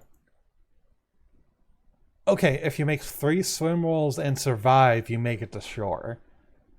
Okay, so I think we have long past the survival time. So I'm imagining our character, our professor, has failed their way to survival and made it to shore, because they didn't they didn't drown. They kind of just flailed until they hit the shoreline. I'm just gonna say that, and we make it to 5:13. It is time to decide the course of your expedition. Fort McDonald lies within your reach, and you may go there to end your experience in the North Hanina. If you still have an appetite for exploration, you may take a short side trip, or even strike back out into the depths of the valley. We successfully failed successfully, basically. Alright, so we can either return to the fort or take a side trip. We don't have enough people to return to the wilderness. So it's either we take a side trip or we return to the fort. I go back with those students. I don't know if that's a good idea. Yeah, that's a good point.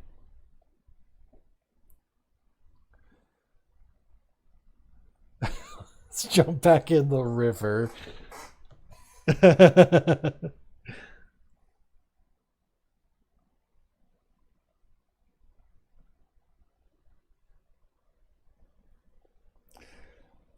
All right, so I don't think jumping back in the river is an option. Yeah, not at the moment. Wish we could just go back to that cave. Oh, we probably could. I mean, take a side trip. We might find our way back there.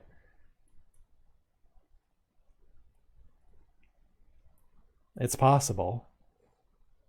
All right, sidetrack then. It sounds like. So let's try to find our way back then. Let's try to find our way back to the cave. And we'll see if we can make our way there. Or die trying. Alright. Of course, you must return to Fort McDonald, but there is time for one last side trip in the hopes of learning a little more about the North Hanina Valley. Alright, so we are alone, so 597. Despite the risks and your weakened condition, you diverge from the direct route to Fort McDonald, determined to explore as much of the valley as possible before you quit. Alright. So jumping back into the river might actually be an option. We can go deep into the forest, hug the tree line, explore the rocky terrain, or stick to the river.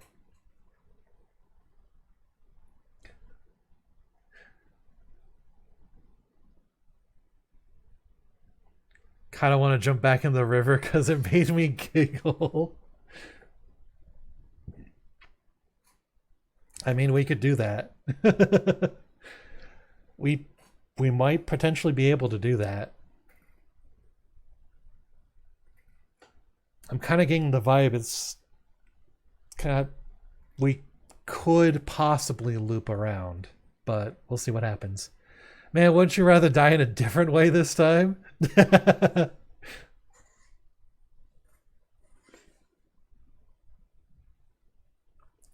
Yeah, I misread the text there, so we ended up doing a lot more swim rolls than we had to.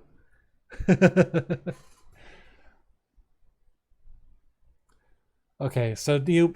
Alright, so it was funnier that way, honestly.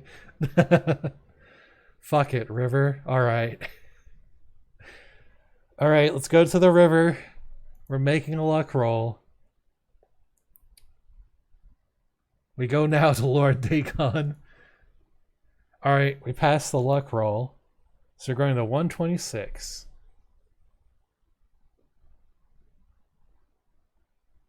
I have a feeling this might loop around. Oh yeah, there we go. So the shore seems devoid of berries, game, or anything else to eat.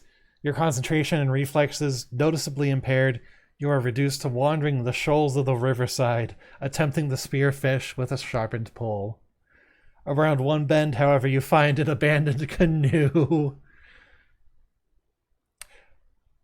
I'm guessing we're hopping into the canoe. Do it. Okay, we're hopping into the canoe. 242. Alright. You climb aboard the canoe and set out downriver. At your next rest spot, fish and game abound. A good meal does wonders to restore you. At last you come to the treacherous segment of the river that Charlie Foxtail called the place of splitting water. We'll get it right this time, you just watch. Alright. Let's make that boat roll.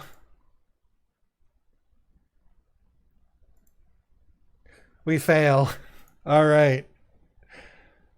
514.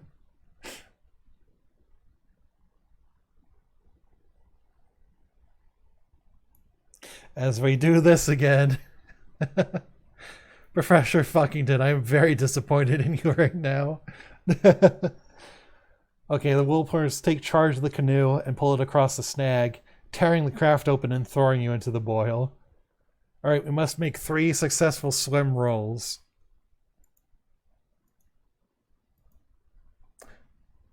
Had 1 success.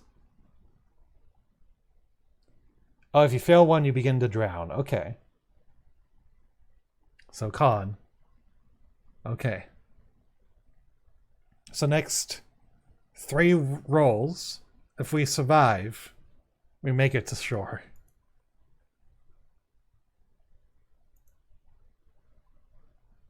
So that's 1. 2.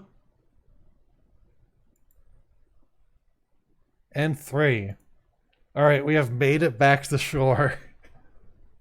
We are undrownable. Alright. So 513. All right, so do we want to head back to the fort, or are we taking another side trip? We doggy paddle back to the shore. Yeah, basically. Okay, you know what? We're taking a side trek. We're going back to the canoe. Oh, no, no. You guys really want to drown, don't you? However many times it takes until he gets it right. Oh my gosh. All right. Okay, I'm gonna step in. We're not going to the river anymore. We're not going to the river anymore. So 597. There you go. All right. All right. So are we going deeper into the forest, hugging the tree line, or exploring the rocky terrain? We're not doing the boat anymore. Our constitution is too high. All right, hugging the tree line. Okay, we go back to the cave if Thomas won't let us drown. We hug the trees to make them feel better. I do want to go back to the cave, but we're trying to get back to the cave. That's what we're trying to do. I don't know if we will get there, but we're going to try to go back to the cave. So, looks like I've got 2 votes for hugging the tree line. I was hoping to enlist the aid of the forest people with physical affection. No, Max, you cannot seduce the trees.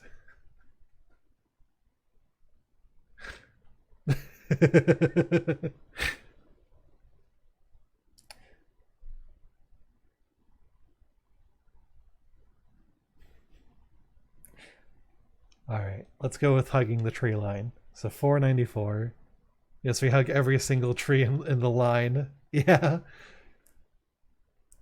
We just hug each tree and tell it that everything's gonna be okay.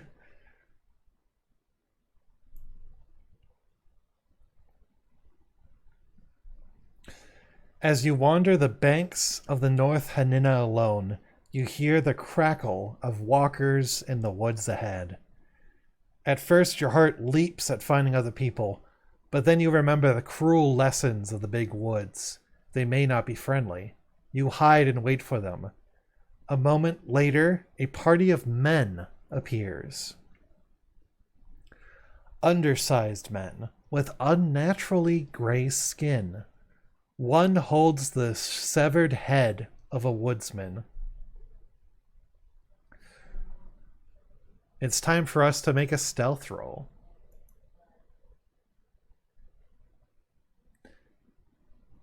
I have a stealth roll of 20. We fumble. We fail.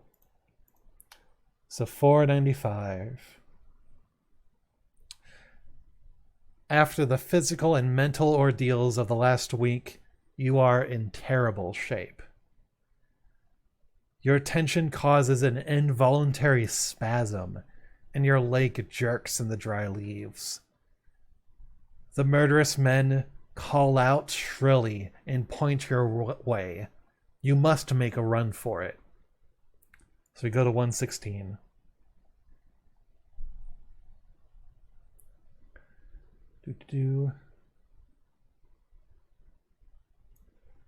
The shrieking war party pursues you. You are already tired. Your only hope lies in getting sufficiently far ahead to hide. We make another stealth roll. It's a failure. Go to 117. You hear a whirring sound. Something bangs into your shins and yanks your feet from beneath you. A bolus. You hit the ground face first. The little men seize you, bind you, and carry you away. Now we roll a d10. depending on whether it's odd or even, we'll get a different result.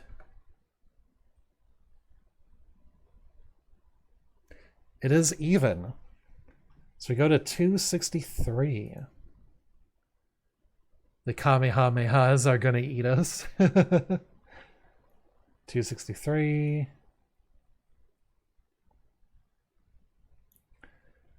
The diminutive people carry you out of the glen to a lonely spot.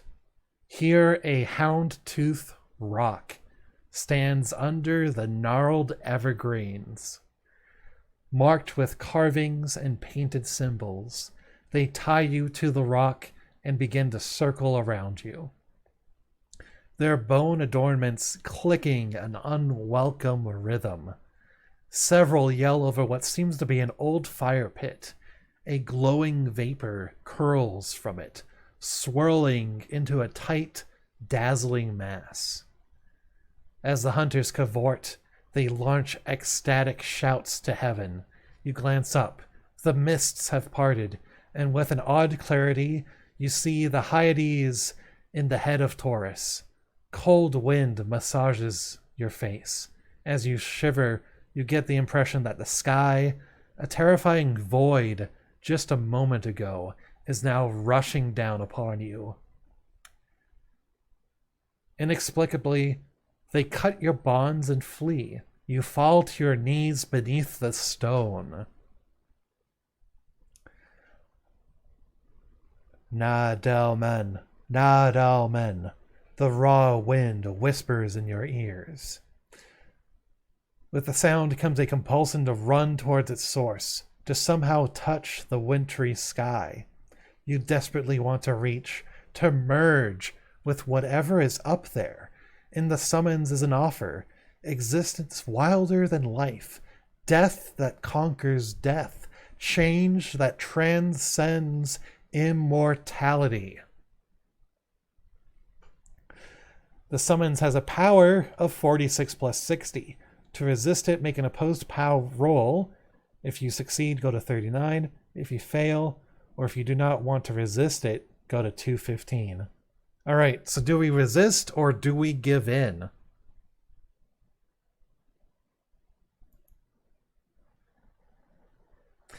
Let's see what that roll is first.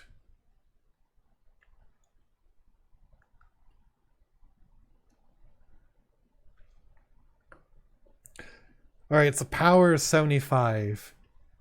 I think we could resist it. Oh, yeah. Oh, all right. Yeah, that's a Professor Fuckington move. You're all voting to give in. Okay. All right. If you don't know what to... Okay, we go to 215. I think this might be the end.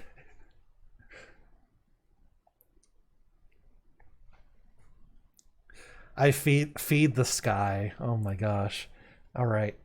You look up and behold an awesome shape. It is he, whom you know is your master. You hear his name in your mind, the great windwalker Ithaqua.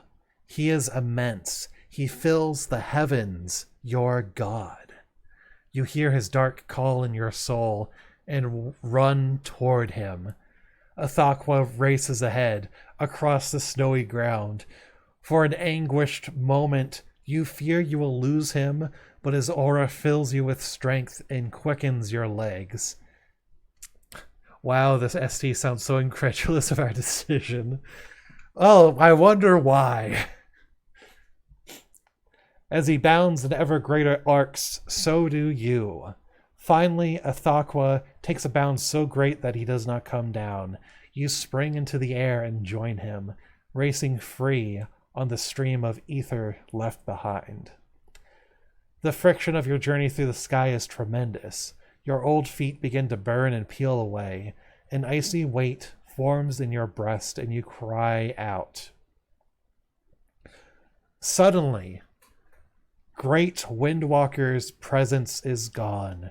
You plummet out of the sky, through the layers of ether, breaking through branches of spruce, fir, and tamarack. You strike the earth hard, but rise unhurt. You peer at your feet. They have been transformed. What was human about them has been burned away, leaving only corroded, black, stump-like hooves. Athakwa has blessed you with feet better suited to follow him across the treetops. You know this is only the beginning, and that each time you fly with the great Windwalker, more of your human form will mutate. Finally, no portion of the old you will remain. Oblivious to time and distance, you wander through the forest that is now your home, the forest that fills every particle of you with its ancient spirit. Your craving returns, a hunger that leads you along like a famished beast on a leash. You see a campfire burning ahead. Only now do you fully realize the hideous repast you crave. Some small part of you, which is still human, revolts against your new hunger. We're going to make a hard power roll. We have to get 39 or under in order to resist our cravings. And we fail. We did not get a hard success, so that is going to count as a failure. So we go to 267. This encounter means death. The human core of you longs for your own extinction, but the drive that Athakwa has bestowed on you is stronger, and it yearns for the death of others. You rush into the heart of the camp like a bobcat, springing into a covey of quail. The hunters howl with terror and flee in all directions. Only one has the courage to stand for a few seconds and fire a round at you. The force of it knocks you off your feet. You'd feel a painless gouge, ripped clear through your belly, but unharmed you rise again. The heroic hunter joins his fellows in flight. The hunters, bleating with terror, scatter through the forests. The memory of your human life blinks out forever. You crave human flesh, and Athakwa endows you with the power to obtain it. You cry at the stars, you start to walk, and your pace quickens into a run. You sense the warm, flowing blood of the fleeing men, and you follow it. Soon you reach the edge of a ravine and hear breathing below. One hunter has fallen and broken his ankle. Desperate, he throws a rock at you. You easily glide through the air to the bottom and float towards him. He cries out as your ice claws close about his throat, and your frigid breath turns his face black. Your freezing fangs sink into his warm flesh. Soon you will eat again and continue your metamorphosis. Such is the curse of Athakwa, the way of the Windwalker. The Nadelman expedition is over. The end. Yeah, now this is a badass death. Yeah, pretty much. It's better than drowning, that's for sure.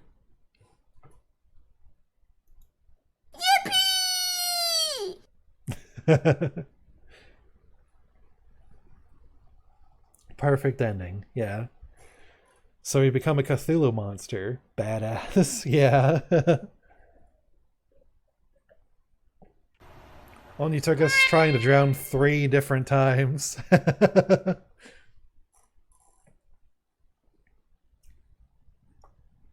Yeah, that's true. All right. Yeah, thank you everybody for tuning in. I'm glad I was able to do this. I'm going to take Professor Fuckington and make him a villain for a Call of Cthulhu game.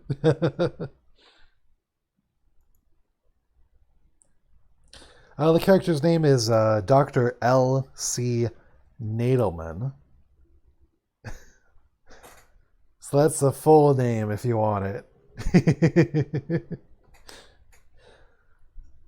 Actually, running a follow-up Call of Cthulhu game to this would be awesome. Just grabbing a few people.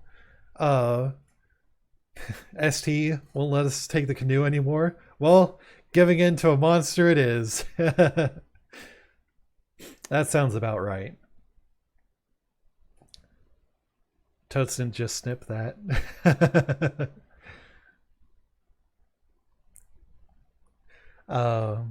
But yeah. Yeah, I think it would be cool to do a follow-up game to this. Like an actual streamed game, and have people make characters to try and find the expedition that went missing, and have them come across our professor turned monster. I think that would be cool.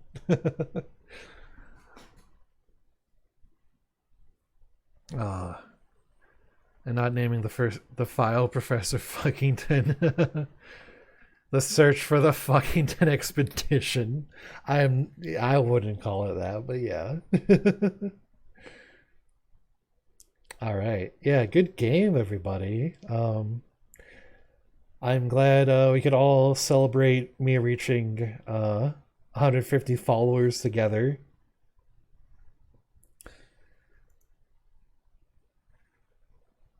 Oh,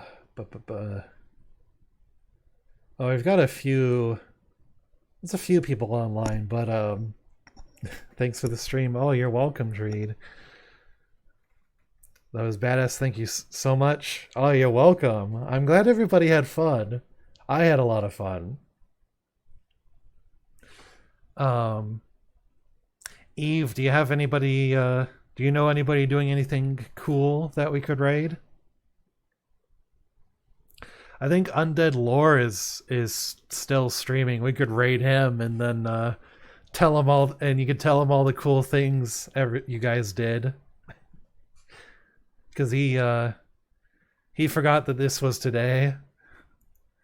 Let me see. Lore's on his ending screen, sadly. Ah, darn. Oh, that's a bummer. Let's see. Let's see. I do know a few people that are streaming, but I do not recognize the games they're playing.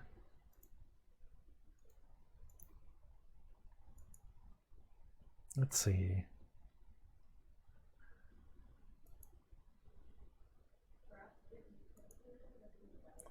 Oh, I may have a VTM one. Okay. Yeah, let's raid a vampire stream.